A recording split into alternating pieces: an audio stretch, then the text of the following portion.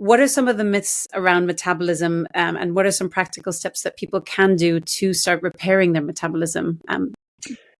Yeah, one of my favorite topics, because this is actually very, very new research that's coming out to inform us that much of what we used to think, and this is the medical community as well, much of what we used to think about metabolism is actually not correct. So I'm going to first throw out there some commonly held beliefs about metabolism, and then I'm going to tell you the truth about them, but what research has discovered. So, common belief number one, that the metabolism that we have is really the result of some random process where your sister might actually have a fast metabolism, be skinny as a stick and can eat anything. And you might actually have a slower metabolism and been struggling with food your whole life. I mean, we've all heard that or maybe experienced that. And that is a commonly held belief. The truth is, based on recent research that came out just a few years ago, that when you study 6,000 people across 20 countries, starting from the ages of 2 days old to 90 years old, this is the largest study of human metabolism done in exactly the same way. Everyone is born with the same metabolism. We're all born with the same metabolism, not different metabolism. What happens is that our metabolism evolves and takes on different paths as we get older due to the experiences, the exposures, and the behaviors that actually happen after we're born. And by the way, why would we think that, our metabolism is just a roll of the dice, like in a casino? It's ridiculous, right? Like when we're born, we're hardwired to work in a particular way. Our organs all are. When you were born and I was born, our ears worked the same way. Our kidneys worked the same way. Our hearts were designed the same way. Our thyroids were all designed the same way. What makes us think that, it was just a crapshoot? That somebody had a fast one and had somebody slow one. So that's one myth. Second myth is that basically when you get to middle age, that your metabolism's automatically going to slow down, right? And I think a lot of us, a lucky few may not have actually experienced this, but I think many of us agree that the commonly held belief is that you're good when you're 20, you're good when you're 30, and then when you're 40, things slow down, and you're going to change your clothing size, and you're not going to fit into the same old clothes. You're not going to look so good, and by the time you're 50 or 60, you're going to have to just accept the fact that you've gone through middle age, and that your body and your metabolism is going to be different. And then a lot of people just throw up their hands and say, you know what, I just got to accept it. Or maybe they don't accept it, and it winds up developing a complex or some other heavy weight that they carry around with them, and it causes, dysphoria or body image issues. This is very common. Yeah. And then sometimes people get so depressed, they wind up taking on other habits, including eating habits that are actually definitely bad for metabolism. Okay, so that's a commonly held belief. Middle age means that you're going to be changing, your metabolism is going to slow down. And along with that goes the belief that if you have a slow metabolism, that's what causes you to gain weight and get fat, grow more body fat. All right, what's the truth? So from this latest breaking research on human metabolism, it's now been established that not only are we all born with the same metabolism, but that throughout our lives, during our lifespan, humans go through 4 different phases of metabolism. So phase 1 is from birth to 1 year old, skyrocketing metabolism. Babies have a very, very high metabolism. In fact, 50% higher than an adult's metabolism at 1 year old. All right. And by the way, think about it. That metabolism means that we're absorbing everything as little babies and processing it.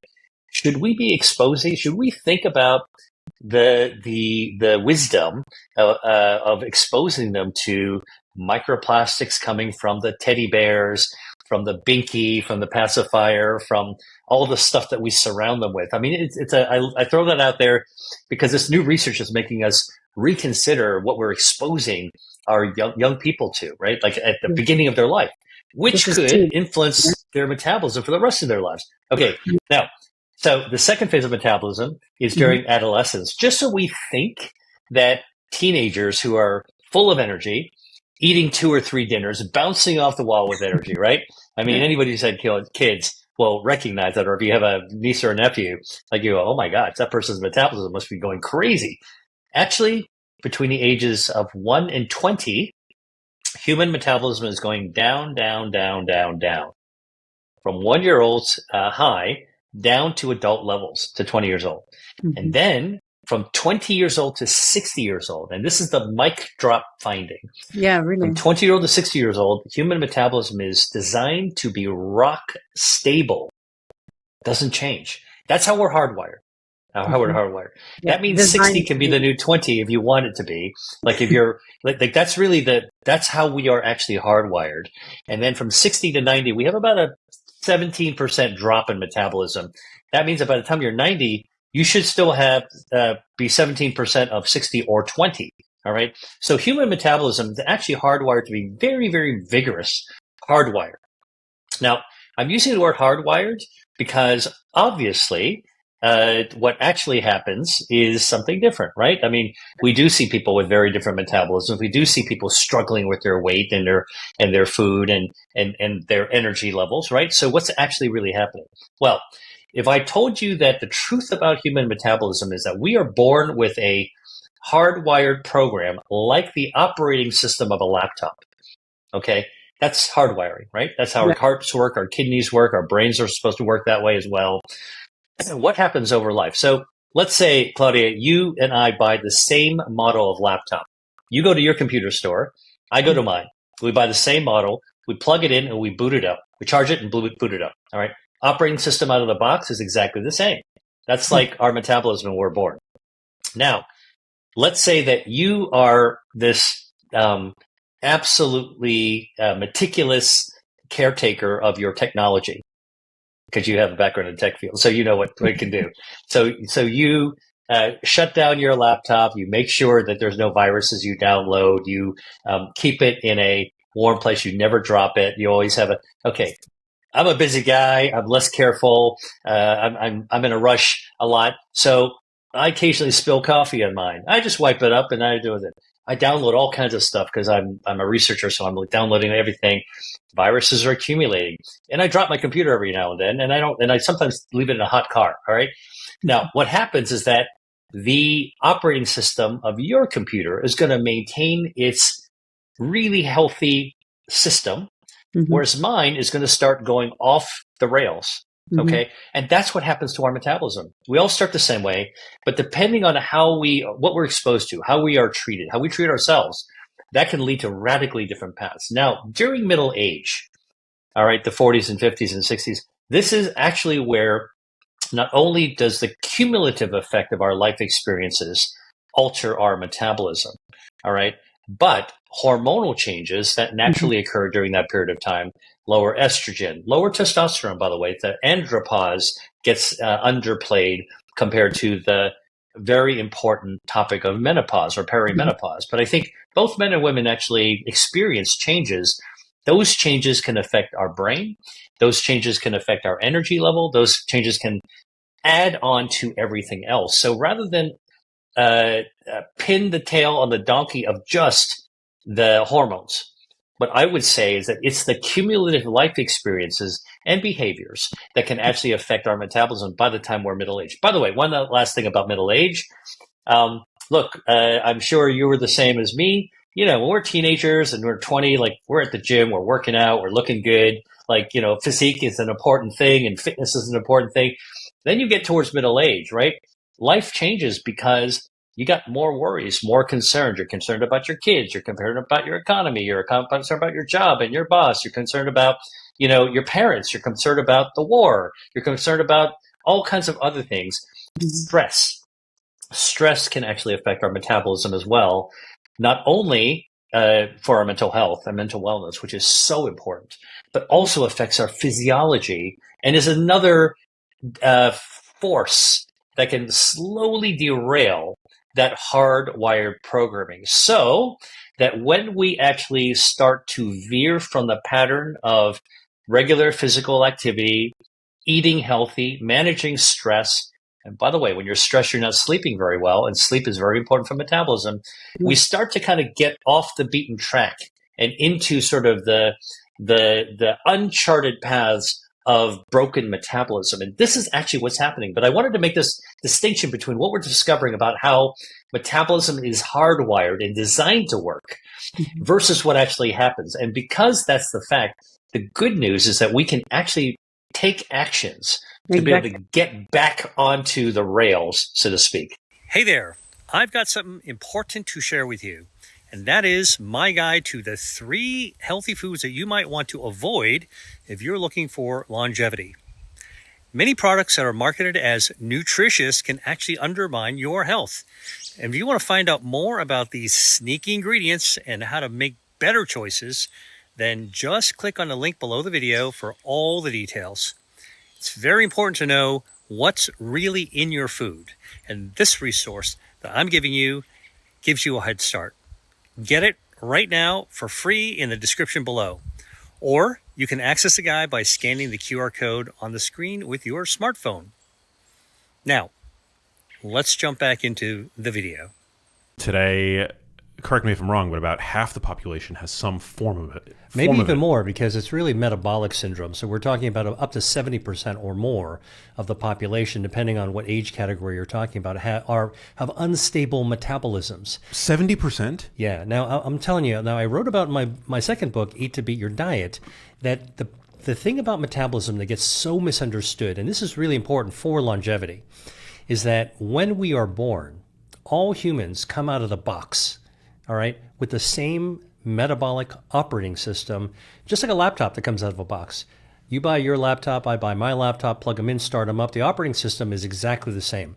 What happens that gives us different directionalities? My metabolism different than your metabolism, or maybe we're more similar than dissimilar, okay, because of what we do to kind of take care of our lives. But let's talk about the general population. Why is it that everyone seems to be going in a different direction, right? My sister's got a fast metabolism and she's skinny as a stick and can eat anything, and I've been struggling my whole, that old saying. It's really because, just like your laptop, the metabolism operating system is designed to work in a particular way, but like in the laptop, if you drop it, overheat it, spill some coffee on it, don't take care of it, download viruses on your operating system, it's not going to be working as fast or as well. But the good news with metabolism is that we can basically reel it back because our internal hardwiring is the way it's supposed to be. And I think that's the missing point. Even though we've got this sort of metabolic derangement society-wise, the fact of the matter is we all have it within us to be able to get back to our original state.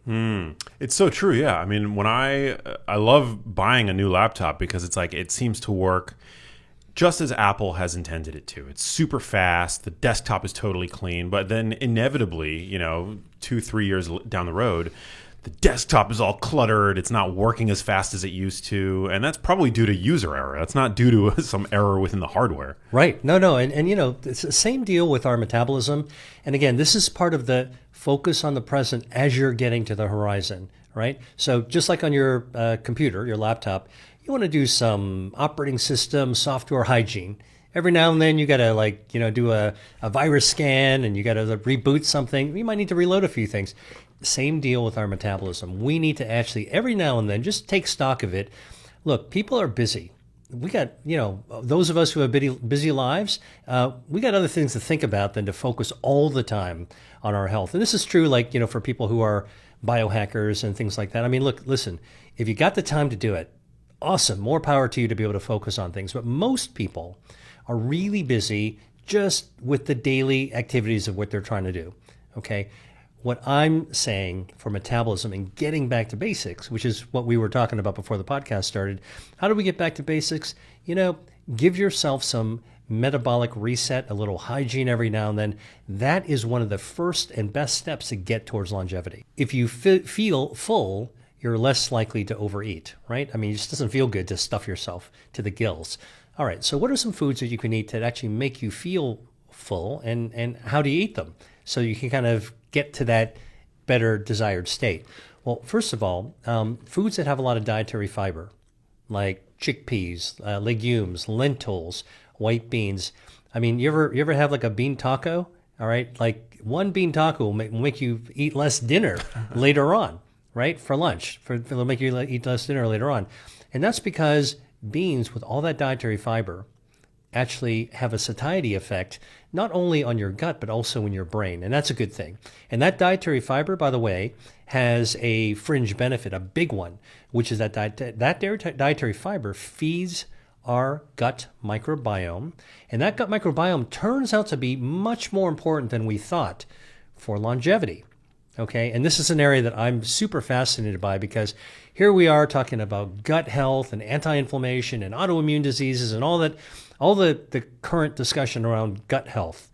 All right, turns out the latest research shows that this is as important in ways that we haven't fully figured out yet for longevity. Supporting the gut microbiome. That's right. Okay, so dietary fiber is important. We talk a lot about protein, the value of protein on this podcast as well. Would you say that protein is important as well? Oh, yeah, absolutely. Protein is super important, especially once you get beyond the age of 40. Most people need to actually keep up and build up on their protein. So the question is, what is your source of protein?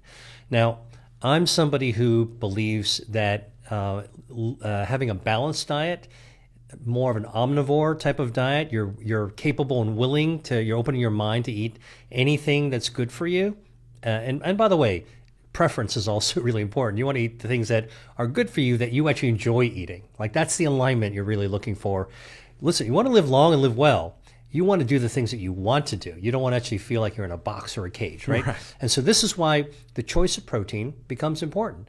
Now look, there's a lot of data and a lot of people that say that you should cut down or cut out red meat. I leave it for the people that really take a stance for or against that. Okay, what I say is that eating meat is part of an omnivore balanced diet.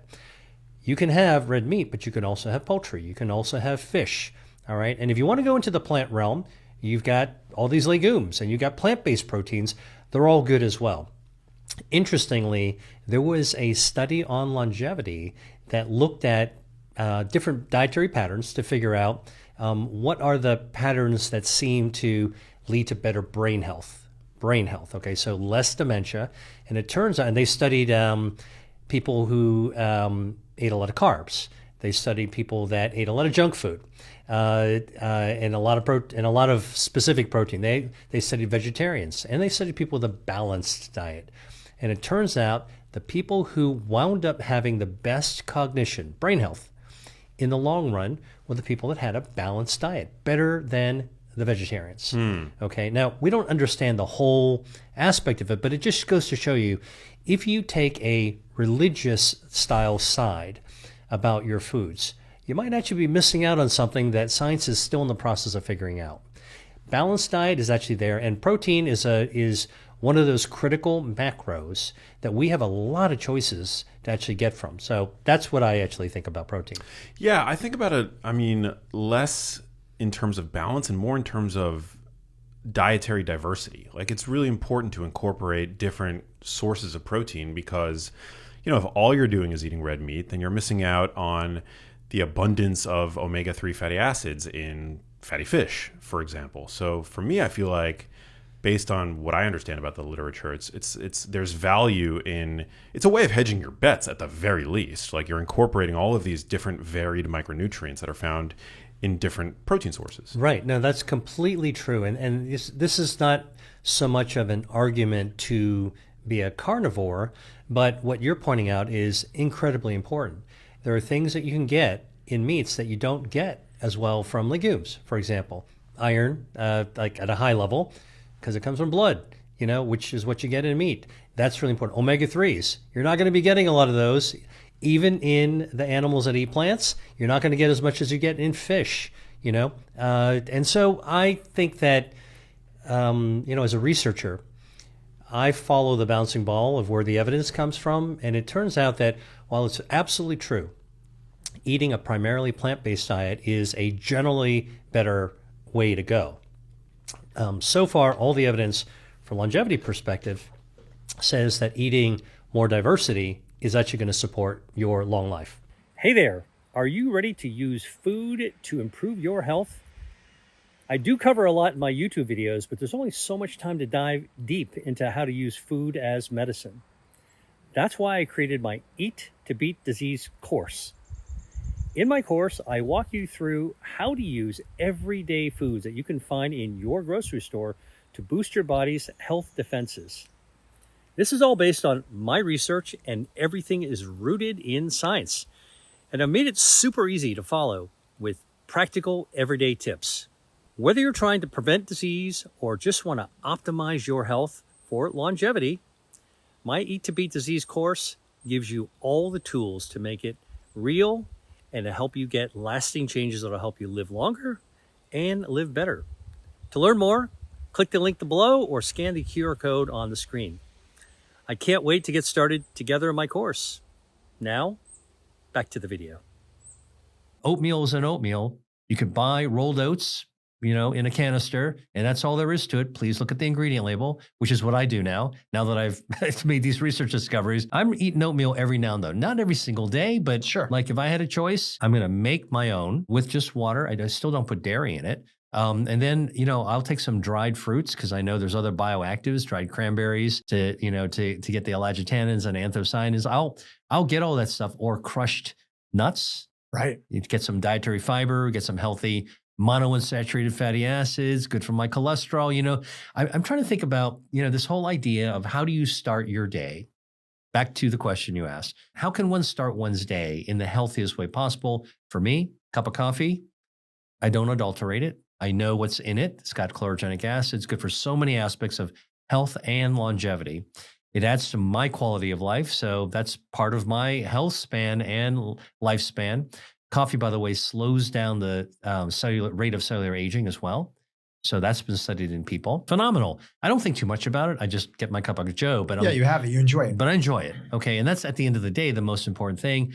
I know that oatmeal with this research could be beneficial, but it depends on how you get it and what you put in it. And so, it's all in the details, right? So like the quality of the product that you're having. But enough for me, if I can get Greek yogurt, I might have it every now and then. I don't have it every day.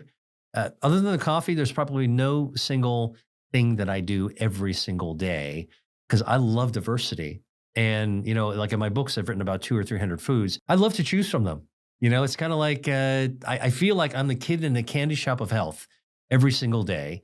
From the time I wake up and the choices I make, I just have a lot of fun picking things that I love that are good for me. I think that really the message of what you're sharing here is that it's not good and bad foods. Generally, when you're talking about whole foods, minimally processed, and actually it goes back to how processed is it? If it's super adulterated, you can take anything that actually could be a great food for you or a part of a healthy diet. If somebody is largely eating whole foods, getting their steps in, doing some resistance training, and they want some oatmeal, and that's their preferred way to get carbohydrates, and it's not filled with a ton of sugar. But even if they want to put a little bit of honey or maple syrup and they're putting nuts in and other stuff, they're going to be a healthy person, right? It's only when we rely heavily on these ultra processed forms in all areas of our life. You mentioned how coffee can be great for us. And there's some people out there that are drinking coffee and it's truly maybe 30 grams, 20 grams of sugar every single morning, day in and day out. And that's not the only thing that they're doing. There's food dyes in there. There's syrups. There's other stuff. And then that leads to the next thing. They might have 2 lattes in a day. Then there might be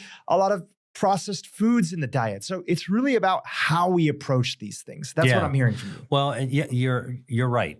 I mean, I think you hit the nail on the head. But one thing I want to do for anybody listening to this is to try to bring a little bit of discipline and clarity to this idea of the use of the word processed and ultra processed. Because I think we, those of us who talk about it all the time, we understand what we're trying to say. But I think for people who are listening, sometimes there's some confusion. What's what's processed versus ultra processed? And what I tell people is that we very rarely eat raw ingredients one at a time. Maybe an exception is a salad bar, or a fruit plate. You're eating every forkful is like one thing. A little thing of lettuce, a little tomato, a little watermelon or a pineapple. Most of the time, the foods that we eat, the food I enjoy, is cooked, prepared. Whether it's Chinese food, Indian food, Mexican food, Spanish food, Italian food, it's prepared.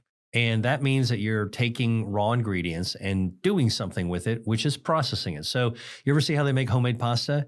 You get a big amount of flour, make a little hole in it like a volcano crater, crack a couple of eggs, and then just use your fingertips to start working it until it actually firms up, and then you roll it out. Okay, so that's like grandma in Italy making pasta the way it's been done for thousands of years. Right. That's processed. You're processing the food. Minimally processed. A lot of people say. Minimally processed. Right. But the point is that like homemade like that with fresh ingredients could be technically considered processed. Sure. But that's not what we're talking about when we talk about the foods that we should be more careful about. Now, there's so much discussion about the food industry. And I want to maybe touch on that just a little bit, but ultra processed foods are not the foods you make at home, like manipulate at home to cook and to turn into a meal. Those are the ones that are made in a big factory and where machines are extruding ingredients and converting ingredients into forms and shapes like animal crackers, for example, that wouldn't naturally occur in nature, and then add lots of chemicals to them, emulsifiers, preservatives, artificial coloring, artificial flavoring, added sugar. That's another one. Okay. And this is all transparently on the ingredient label, but hidden in plain sight to the consumer. And so ultra processed foods are a choice that many of us have been, I would say, conditioned to make, to reach for because of how we grew up in our society. Something out of a box that tastes really great and it's sweet and it's not very expensive. So maybe your mom bought a lot of it and it's in your pantry, maybe for months and months and months. Like food it's not supposed to last that long. Okay. And it's all engineered for convenience, shelf life, longer it lasts, better is for consumers, so to speak. That's what they make us believe, or certainly for the grocery store. And it's cheap and it's available. Right. And then it's engineered to really make you crave it. Right. So I don't call it a conspiracy. Companies do what companies do. That's what they're trying to do. Their job is to create stuff, for their shareholders who are actually counting on them to create stuff. The responsibility comes to us as consumers to make those healthy choices. Right. I mean, look, you get in a car every day and you drive to your work or whatever. Up to you if you're going to actually speed and endanger yourself and other people, or you're going to drive in the speed limit. And so these are choices we make. We make good choices and we can make bad choices. But if every day you choose to make a choice that puts you in danger, okay, and I think that's really where this modern sensibility is like all this stuff that we just thought was our lives. Ultra processed foods. There's a danger element to them. I think we're beginning to wake up as a society to ask questions about that. And at the end of the day, it's up to us to make those good choices. Hey, if you like that video, then you're going to love this one. Check it out.